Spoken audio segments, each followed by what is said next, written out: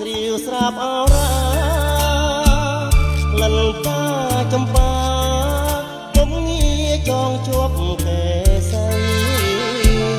តូចតន់ល្អឯកក្លិនអូនចម្លែករំដួលព្រែកថ្មីបងជាអ្នកកោះក្របីសូមផ្ញើនិស័យជាមួយស្រី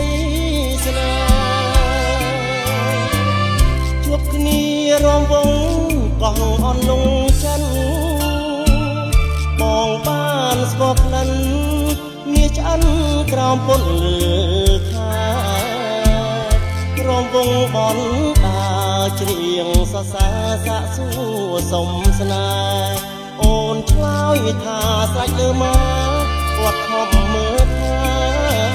ដាក់ទុកក្លិនសក់បងស្គាល់ក្លិនក៏នៅឡើយរងចាំតែដាំកាហើយមិនយូរឡើយជំរាបមកទុកទុកគ្នាបានម្ដ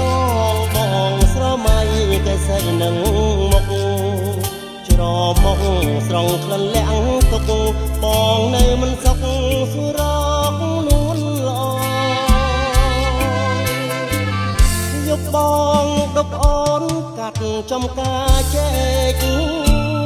អូនងងមួយពេកផ្ដេកខ្វល់ទល់នឹងខ្នងបង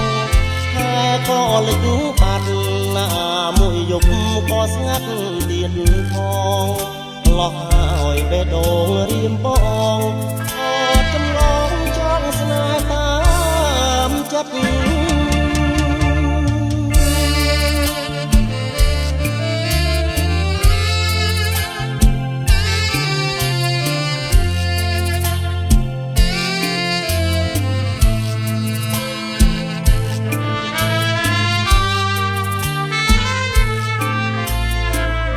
យប់បងដប់អូនកាត់ចំការជែក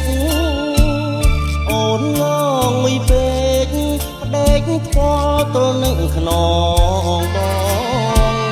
តែក៏លិចបាត់ណាមួយយប់ក៏ស្ងាត់ទៀតផងលោះហើយបេះដូងរៀមបងអ